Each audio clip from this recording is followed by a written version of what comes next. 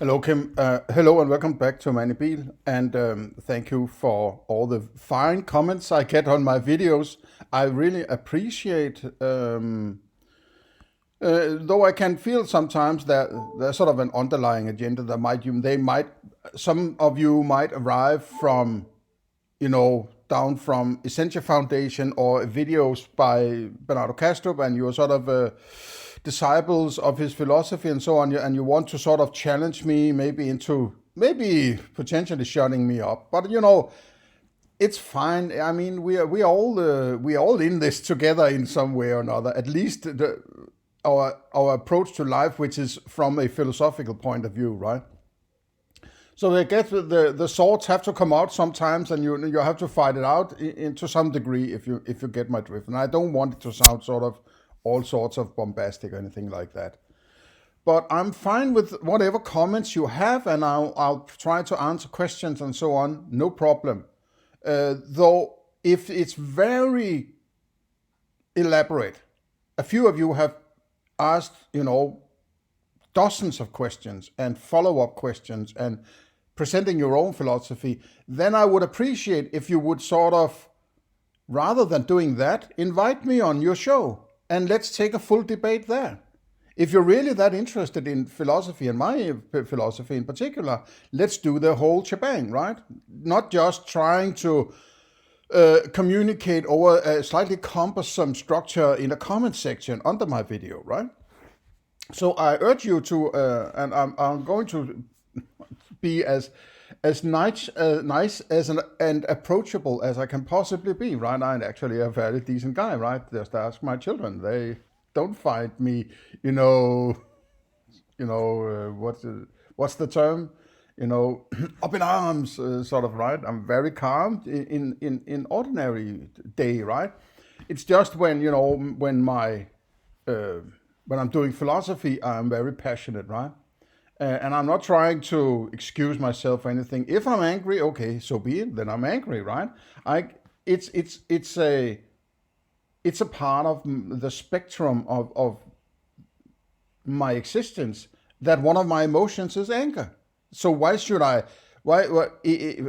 I reject that? If I'm feeling angry, I should understand that anger and where it comes from, right? Usually children are being told that they shouldn't be angry, so they try to, inhibit that emotion, and then it comes out somewhere else instead, right?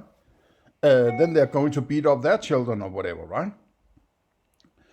Um, so I'm the type of dude who sort of, well, if you have that emotion, express that emotion. If that's what you need, right? Do it, man, right?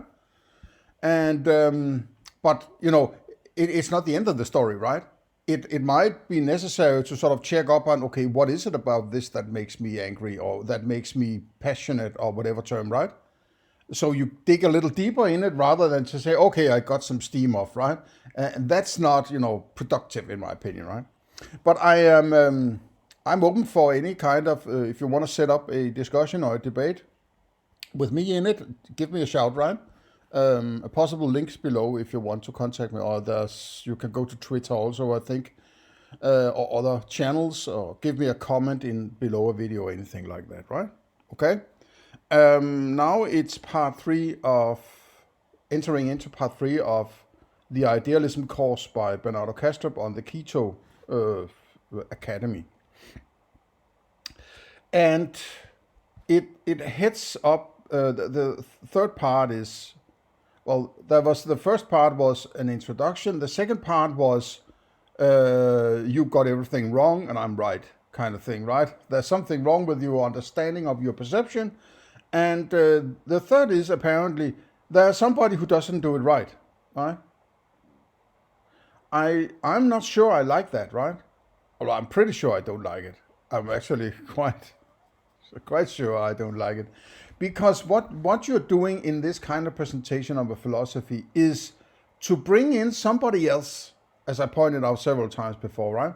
And saying they have a very bad philosophy, right? So thereby indicating that whatever you're going to roll out in the near future in this presentation is going to be better. But it's not only enough to be better, it has to be the philosophy to some extent, right? Or not to some extent. It has to be the philosophy.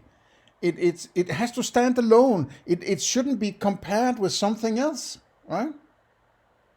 This I also feel that it's a sophist trick, pointing out they're very bad, so they're sort of trying to drag people away from that, and by doing that, just hiring them into your fold without pointing out the potential weaknesses in your philosophy, right? So it's sort of a sophist tactic. What I would expect is a presentation that says, this is my philosophy. I don't have to bring in somebody else and saying they're not good at philosophy, right? I'm just stating this is my philosophy. And then you can sort of you cherry pick what you want, or scrutinize it however you want, and adapt it if you want, and reject it if you have something better. And if you have something better, please let me know, right? If you find flaws in my presentation, please let me know. And this is a sign of weakness, in my opinion, that you have to label somebody else as, over there, they're doing bad philosophy, right? And therefore you should possibly come and look at mine, right? That's a sign of weakness in my opinion.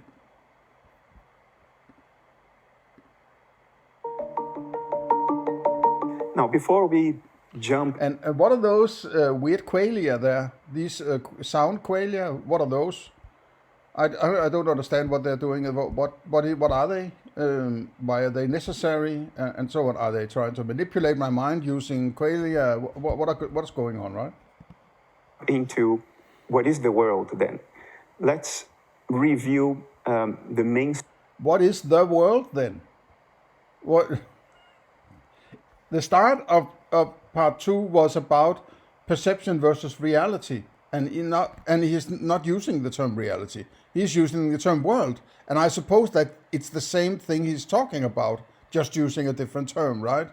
This is sort of a telltale flag that he hasn't thought this through, right? He hasn't scrutinized his own presentation in a way to make it coherent. There's no need to bring in another term unless it's different. And then you have to explain the difference, which he hasn't done, right?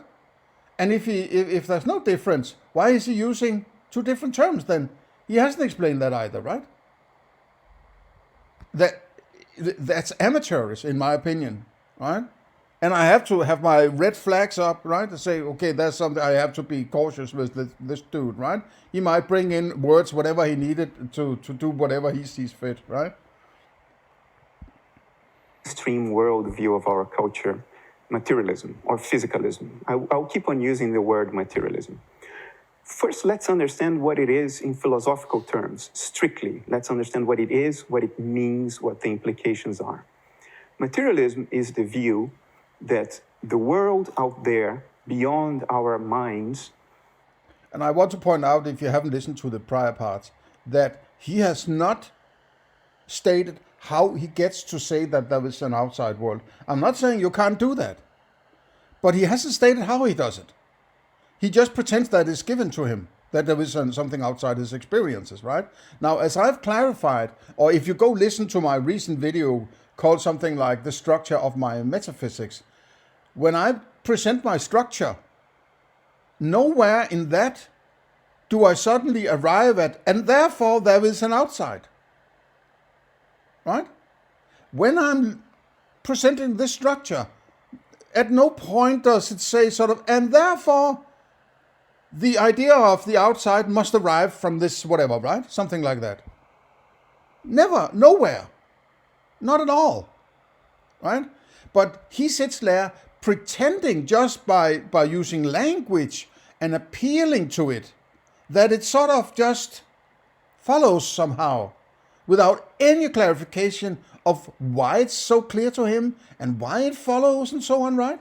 Because he has just said in a recent part that you only have your dumbed down version of a dashboard as a potential representation. He says that it's a representation as if it's given that there is an outside to be represented, right? If it's a dumbed down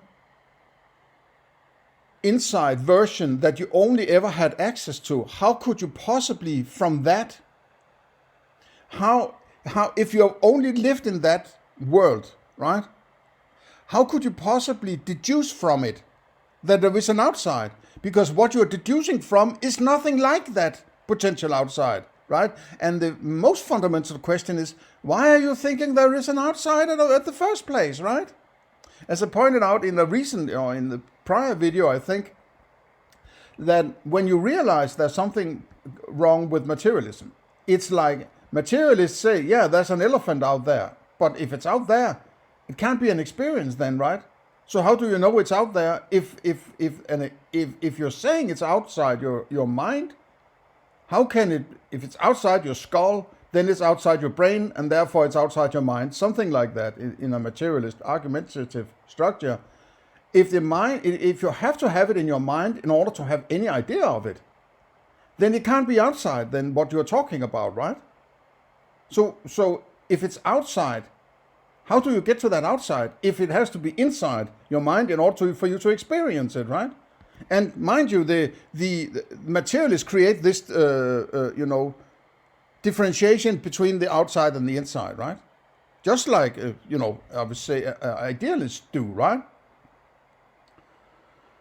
So if you're realizing you are actually creating a paradox by saying this is outside while you're referring to an experience, that's a paradox, right? It can't be outside if you're referring to it. It must be inside. And then if it's inside, you can't say it's outside then, right? You're creating this paradox. And when you realize that's a paradox built into that, right? When you're working from that inside-outside dichotomy, then what should you do next? The logical next step for me at least is, well, why the hell do I think there is an outside then? How do I, if I'm saying there is an outside, how do I get to that outside? What is the leap? What is the step? Is it just, well, I'm used to thinking of it as an outside, so there must be an outside, even if I'm now saying that all I'm referring to is an inside? Well, if all you're referring to an inside, how do you actually know that you're not just in one thing and that there isn't an outside, right?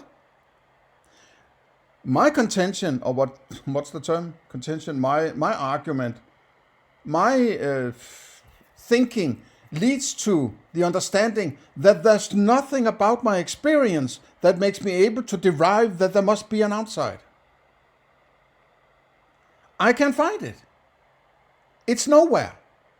There are colors, there are sounds, there are tastes, and so on, and I'm cognizing elephants and tomatoes, and I have ideas of science, but it's all based on these qualia, these sounds and tastes and colors and so on.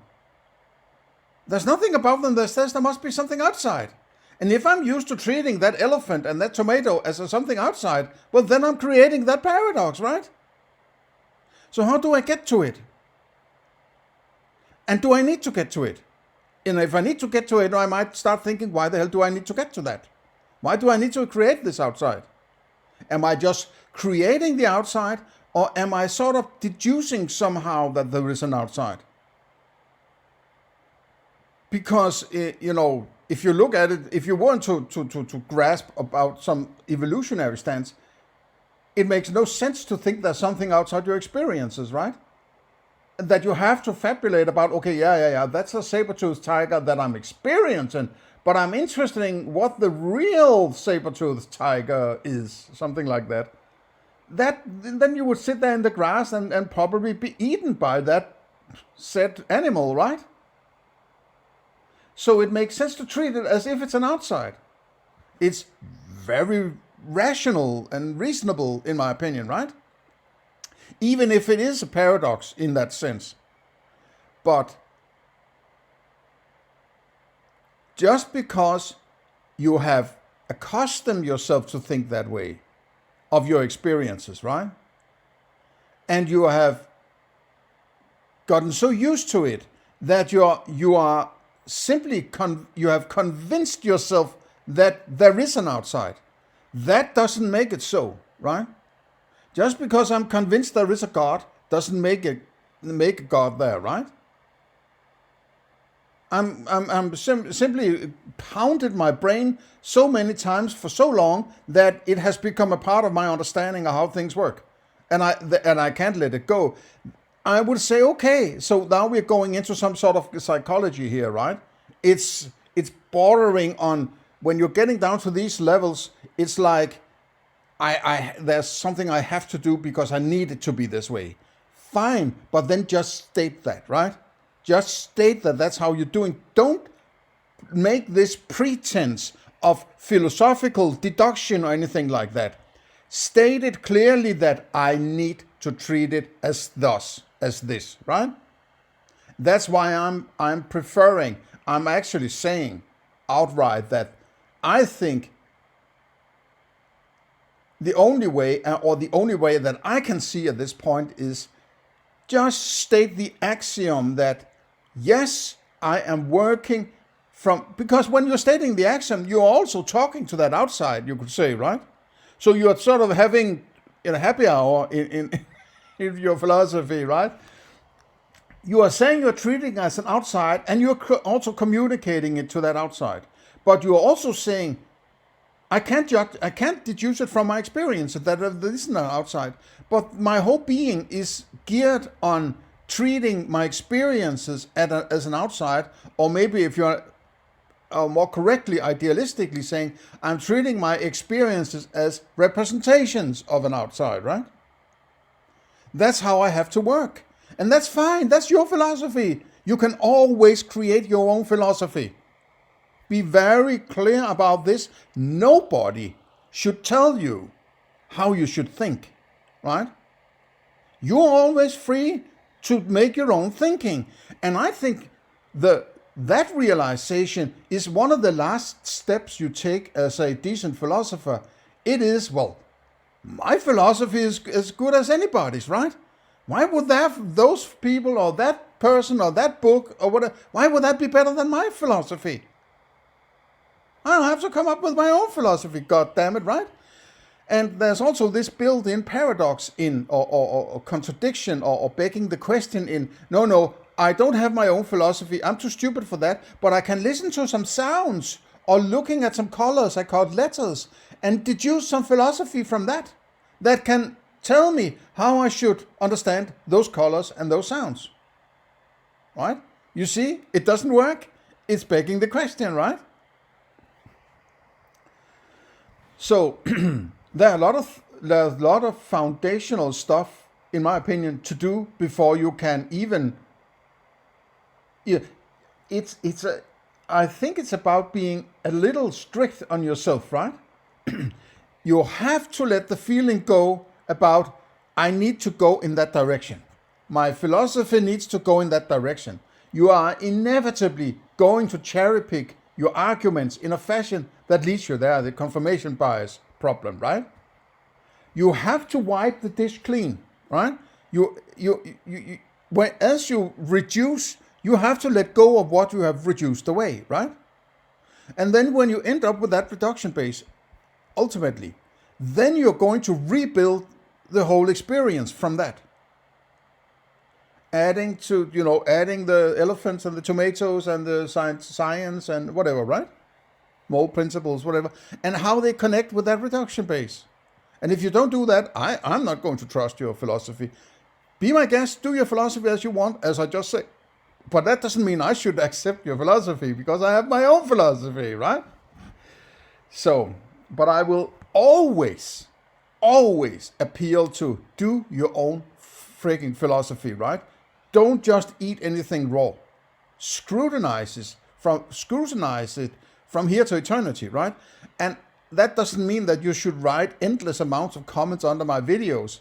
I appreciate the comments, but if you really want to do it that thoroughly, let's take a discussion together, right? Please. Okay, let's head back into his, and I don't think I'm going to manage to put these 20 minutes into one, so this is very, very likely going to end up being partitioned into more than one part. Is not mental. Whatever it is not mentation. It is of a completely different kind of stuff than thoughts and emotions are made of, than dreams are made of. Okay, so he is talking about thoughts are made of something. So now he's talking about some kind of underlying mental physics of some kind, right? He's not saying colors and sounds and so on. He's just saying that which your experiences or your mental, whatever term, is just screwing around with the terms again, right? Are made of. That's sort of a reduction of the mental, right?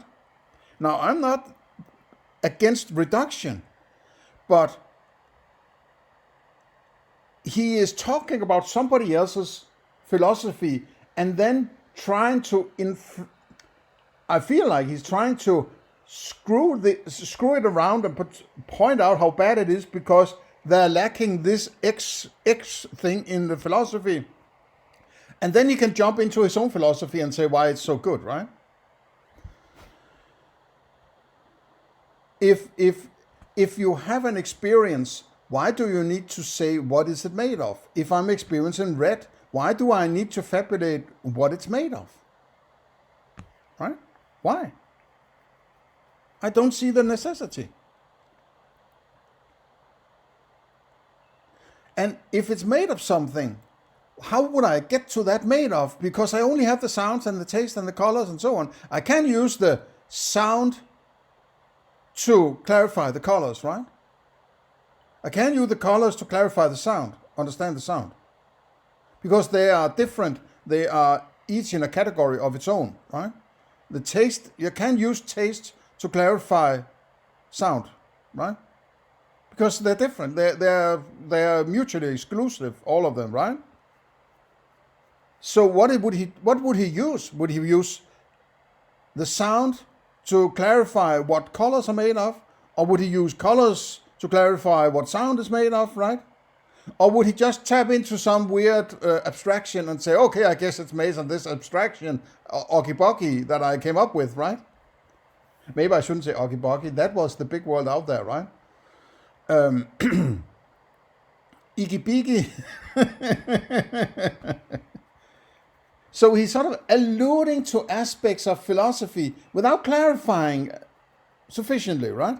He's appealing to a substructure of mind, but not stating it, right? He's not stating his own philosophy. He's sort of reflecting his philosophy from some other philosophy that he found to be faulty, right? I don't like that approach. Just state your fucking philosophy, man, right? And let me be the judge whether or not I like it. And that abstract stuff that is supposed to constitute the world around us, under material... Oh, the world around, again, he appeals to that world that he hasn't explained how he gets to, right? Now, I don't want to carry on talking about this, but you know, I've clarified that he hasn't told anybody. He hasn't stated in this course how he gets to that outside. Materialism can be exhaustively describable through a list of numbers. In other words, if you provide a complete enough... A list of numbers?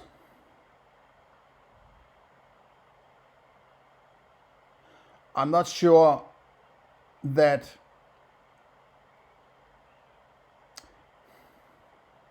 maybe that's a bit too simplistic to put it that way. It's just a list of numbers. It's an attempt at describing the experience under the pretense or under the understanding that it is an outside you're describing, right? Which is fallacious, of course, as I pointed out, the paradox I referred to, right? But if you find out that, okay, it's just an experience, well, then you're just describing your experience then, right? Just because you are fallacious and thinking of it as an outside, you can still think of it as an inside. Then you're just describing those representations using the idea of a mass and you know, energy, all these, whatever they use in materialism, right? Quantifications and comparing stuff, right? Why would that be? Well, it's have a sense that he's trying to say, because they're trying to describe an outside using numbers, there's that outside is not numbers, and therefore it's a bad philosophy. That's not the whole story, right? List of numbers, you will have said everything there is to be said about the world. Nothing will be missing. Now, notice that this is not as intuitive as it may sound at first, because the world we see around us is a world of qualities, not quantities. It's a world. But is he really saying that he is considering his experience something that is outside his mind? I mean, I'm even more confused now from this idealism approach than the materialist approach. At least I understand where they go wrong, right? But you could adapt the materialist function to just say, okay, yeah. Physics is fine, Newtonian, relativity, it's all fine. But it's just a description of your experiences. It's not a description of an outside. Fine, then we are done, right? Then materialism is saved. And he's talking about a world outside that is pure experience. How does he get to an outside which, if it needs to be inside, if he has an experience, what makes him call it an outside? What is it about that experience that makes it an outside? That's what he keeps repeating as if it's given. He needs to clarify this, right? World of reds, blues, and greens. It's a world of sweetness and saltiness. It's a world of melodies, of textures. It's not. It's a world of melodies. Now he is jumping into an interpretation. A melody is not an experience. Melody is an interpretation of certain sounds, right? They say, okay, these sounds are creating what I call the experience of those sounds together is what I classify as a melody. So you're not experiencing the melody, you're experiencing the sounds that you are classifying as a melody, right? This points to him confusing interpretations and cognitions with colors, sounds. To him it's also one big blemish of everything, just slammed on the whatever, right? There's no structure, as I attempted to present in my recent video, the structure of my metaphysics, right? It's all just one big bag of loose terms of stuff, sort of. So it seems like that, at least to me, right? Not a world of kilograms, of hertz, of frequency, amplitude, mass, charge, and momentum. But materialism would say that this is what the actual world is made of. It's a purely abstract world made of, well, quantities. And it has no... No, it's not made of quantities. I think that's a straw man. It is abstracted, like, the idea of the atom or molecules and whatever, right? These are abstractions that works as models to describe what might be in those minute levels of existence, whatever, out there in the materialist. And then they try to describe that using quantities, right? By comparing this one to that one and saying that one is so many of this one. Right? That's a quantity. There's nothing wrong with that. But you're not saying that the world is made of those numbers. That's ridiculous.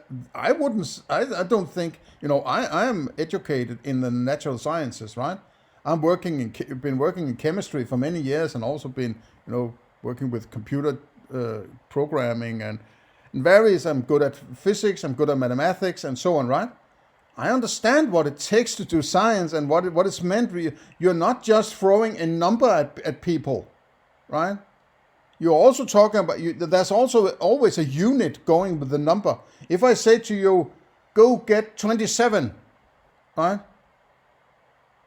It's like, yeah, 27 what? Well, 27 kilogram, right? Yeah, 27 kilogram of what, right? Well, 27 kilograms of tomatoes, for instance, right? So it's just not just the numbers and the quantities and the scales and so on. There are always objects involved in the description, right? No intrinsic qualities whatsoever. It is not something you can visualize, because the moment you visualize, you're already bringing qualities into the picture.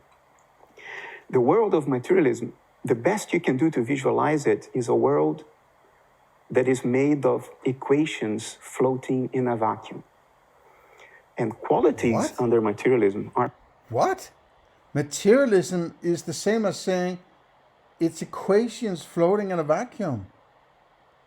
Where the hell does he get that?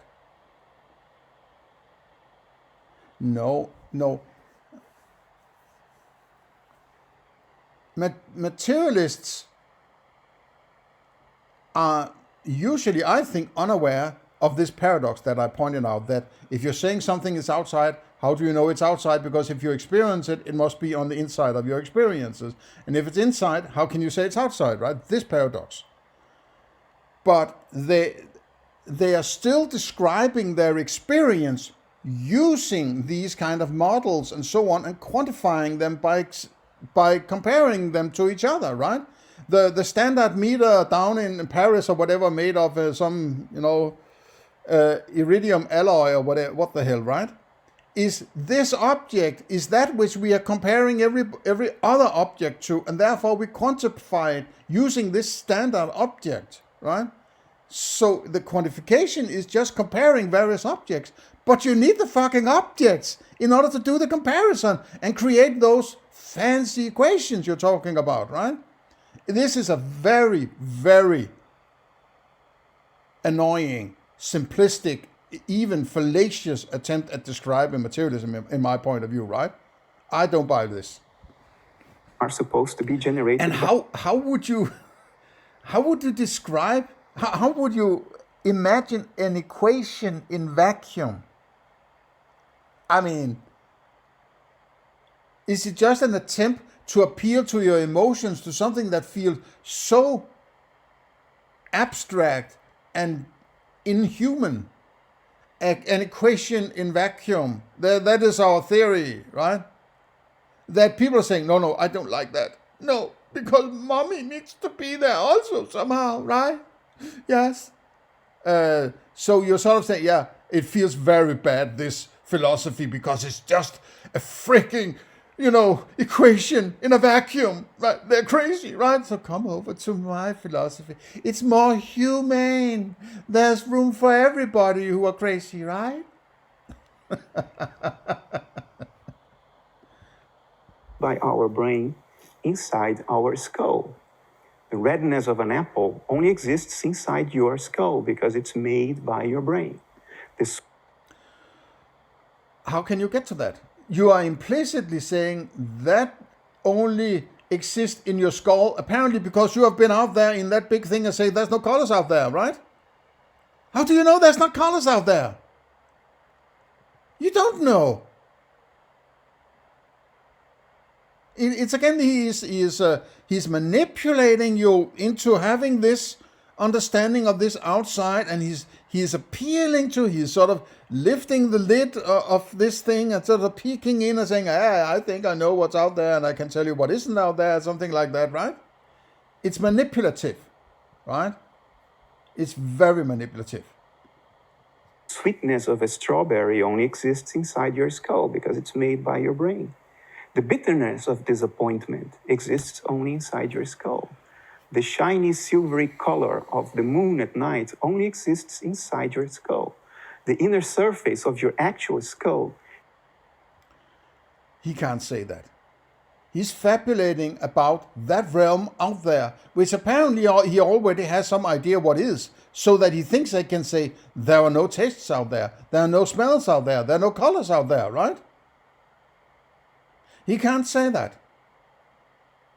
He can neither say that there is or there isn't, exactly because he cannot access it. So he has to say, I don't know. And I would say he even have to say, I cannot possibly know, right? Because saying I don't know would entail the possibility of knowledge, right? I don't know but it can be known implicitly, right? I would say you have to say it cannot possibly be known. The answer is it can't be known. You can't get to it, right? Because you're shut off from whatever that world is, right? If you're deciding to go with that there is something beyond your experiences, you just have to fucking leave it alone, right? However much you want to be able to think you can decode whatever and think, it might be this, it might be that. Fuck you. I'm not buying it. I am not buying it, right? Because all you can describe it with are something that is an aspect of your mind, your experience, right? And if you say it's nothing like it, then you can't use these terms and these colors and these abstractions to describe it, right? You're violating your own algorithm of doing your own meta-philosophy here, right? Is beyond the qualitative moon you see on the night sky under materialism. Okay, so now we are using the term false, right? False? What is false? What does it mean that X is false? Does it mean incorrect? Does it mean it's contradictory? Does it mean that it's paradoxical? False is a particular term that is used in what is called a proposition, right? Now, just because you make a statement doesn't necessarily make it a proposition, in my opinion, right? Any statement is not like, as soon as you make a statement, then it's a proposition. No, there has to be certain constituents of the statement in order to make it a proposition. And only those statements that are proposition can be either false or true. So he say implicitly that materialism is a proposition. Well, it isn't. It isn't a proposition. It's a philosophy, right? And another thing is that in order to make a proposition, I would say you need to have knowledge. You are proposing knowledge using a proposition. I propose that that's an elephant, right? That is an elephant. And you can say that's true or that's false, depending on your experience, right? He's not pointing and say, look, that's a materialism. Is that true or false, right? And then claiming that is false. Or somebody else pointing and say, that's a materialism. And Bernardo Kastrup then says, that's false because I'm not experiencing materialism. But then that's not what he's doing, right? So he's using false, the term false, in an invalid argument structure, right? Using the term makes it an invalid statement, in my opinion, because he's screwing around with the ideas of when a term should be used, in my opinion, right? One of the very strongest ideas of what true and false entails is that it's a result of a proposition. False is one of two conclusions of a proposition, right? Either the proposition is true or it is false. And what does it mean to be a proposition? Well, I would say it's a claim of knowledge. I propose that that's an elephant, right? What does it mean that it's knowledge then? Well, then we have to do epistemology, right?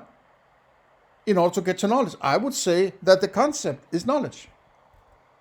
And at some point, I would present, in my book, my upcoming book, I go very deep into these aspects in order to clarify it well. Now, I don't want to present my philosophy here in that kind of depth, right?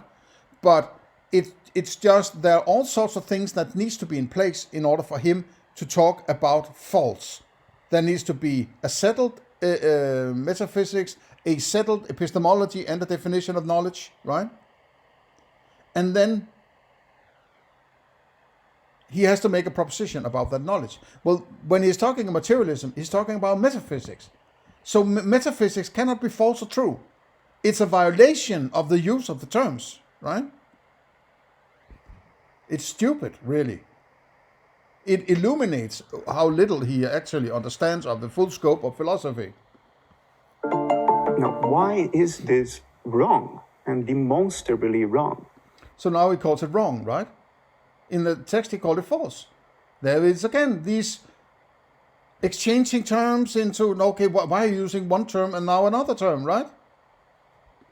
There are a number of reasons. Let's start from the logical reasons why this is wrong. Materialism is internally contradictory. And the reason is the following. It defines matter in a way that makes it incommensurable with mind, and then tries to explain mind in terms of matter. It cannot work. Materialism defines matter as purely quantitative, and then tries to explain the qualities of experience in terms of those quantities. And that makes no sense. It's an internal contradiction. Another reason it's contradictory is that we never are directly acquainted with purely quantitative matter. All we have are qualities. The textures of the objects I touch, the solidity. No, we are never acquainted with the abstractions we make from our experiences, right? These colors, sounds, and tastes, and so on. We abstract, to use one term for it all, right? We abstract elephants, and from elephants we abstract, ideas of fauna and four-legged animals, right? And maybe science and biology. But these are abstractions from these colors and sounds and so on. That doesn't mean that we are experiencing biology or that we are experiencing evolution. Because these are interpretations and structures within the mind, right? Just like materialism is a structure within the mind, but materialism is actually very strictly based on these colors and sounds. That's what's called empiricism, which is a key foundation of science. You have to have empiricism involved, otherwise it's going to be treated as woo-woo shit, right? You have to appear to somehow. Now, they might not be the run-of-the-mill materialist, might not be that acquainted with the understanding of the deeper end of philosophy, and philosophers have never been very interested in trying to help scientists understand the deeper ends of philosophy. So there's this chasm between philosophers or metaphysicians, metaphysicalists, and scientists, right? And scientists usually come up and say, well, what the fuck do we need philosophy for? Because they're just living in these cloud castles. And I don't blame them, right? I don't blame the scientists, man, right? Because it seems like these philosophers can come up with what the fuck they want. Right? While the scientists say, no, it has to be anchored in experience, right? And I would rather adhere to that cornerstone than, well, I can come up with ideas about what is beyond my experience and so on. Yeah. Fuck off, right? Solidity of a rock, if I kick it, these are qualities of experience. The blueness of the sky is a quality of experience. We never come in direct contact with purely quantitative matter.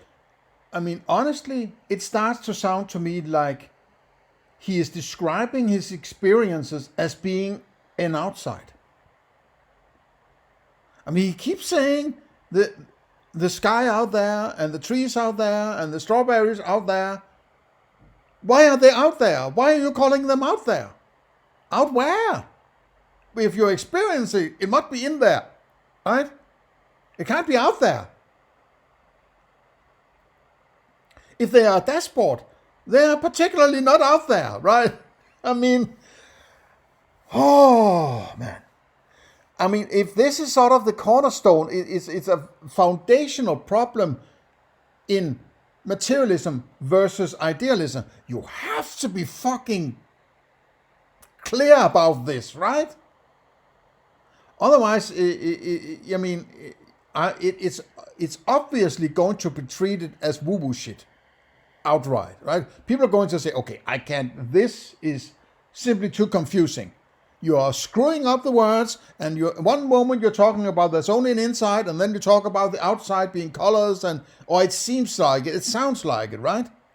I mean, anybody listening to this for the first time would say, what the fuck is this, man, right? He has to find that cornerstone, that paradox I'm referring to. That's the starting point to try to convince materialists that there's something wrong. If you're not using that, they are going to reject you, right? Because what this sounds like is cloud castles, right? Just words thrown around, that whatever, right? It doesn't work. Therefore, matter under materialism is a theoretical abstraction. It is not a fact of experience. It's not an empirical given. Okay, so if it's not a fact of the given, then it's not functional. Is that what he's saying? Because isn't that what he's doing later when he's presenting his philosophy? He's going into all sorts of abstractions, like ripples and things like that, right? I'm not experiencing any ripples, right? So he is rejecting materialism for being an abstraction you can't experience. And then he will jump into his idealism and say, now I'm going to present an abstraction which is beyond my experiences, right? It is a theoretical abstraction, a theoretical entity that may or may not exist. But either way, it is, insofar as we can know, a theoretical abstraction. Now, who makes the theoretical abstraction? Well, the minds of materialists. This abstraction of purely quantitative matter is a product of a mind. And it exists, as far as we know, only in the mind that creates it. And once it has created it, that same mind tries to reduce itself to it, tries to explain itself in terms of its own abstraction. Yeah, that's, the hard problem, or that has become known as a hard problem. If you as a materialist pretend, you could say, right, that your experience is the actual outside, then by the nature of that understanding, at some point, that outside must become the inside, so that you can experience it, right?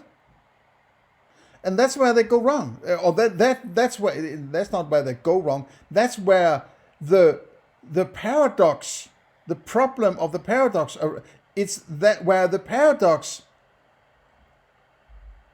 condenses into something that is dysfunctional. It's the paradox in the starting point of that philosophy that creates this seemingly impossible problem, which is the hard problem, right? That these description of matter, how the hell do they become colors? Well, the problem is, in order to get to matter, you needed to have the colors and the sounds and so on, right? Then you put that on the outside, fallaciously, incorrectly, without any justification, and then expect that to become the colors in the mind, right? And that's why it doesn't work. But if you just take that understanding of it being outside and place all of it inside and say, yeah, science is fine, the quantifications of the matter and energy and all that, fine. These are just descriptions of your experience inside your mind, right? That's all they are. They are not a direct outside. But you just take that outside and say, no, it's not outside. It's just in my mind, right?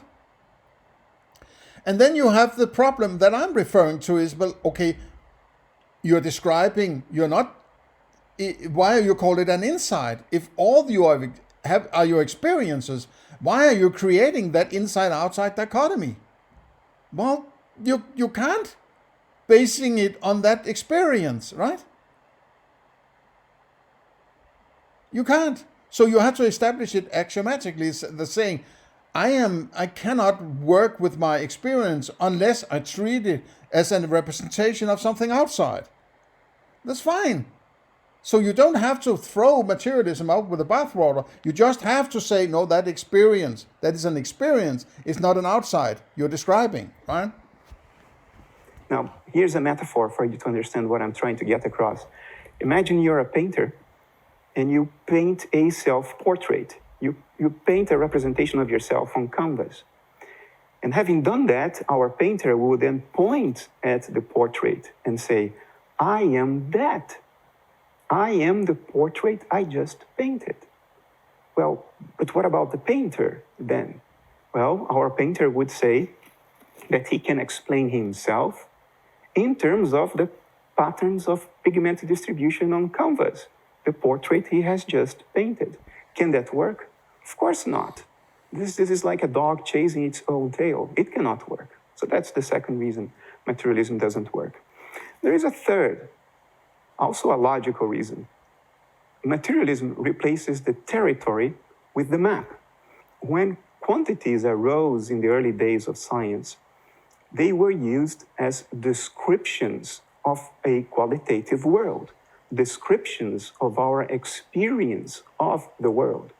So if I would tell you, your piece of luggage weighs 50 kilos, you would know what to expect to experience if you tried to lift your 50 kilos piece of luggage as opposed to a piece of luggage that weighs only 5 kilos. So the 50 and the 5, these numbers are descriptions of experiences of the world we experience. That's how quantities came into the picture. That's how kilometers, kilograms, hertz, they came into the picture. Quantities were descriptions of the world, descriptions of experience. In other words, quantities are the map, a description of the territory. But at some point in the 19th century, something very weird took place. Certain people, very influential in the intellectual elites of the world, started putting forward that the quantities, the descriptions... In the early 21st century, some weird academics started to say that there's something called analytic idealism. precede the thing described, that the map precedes the territory, and that we must explain the territory in terms of the map. In other words, we need to take the map, reach into it, and pull the territory out.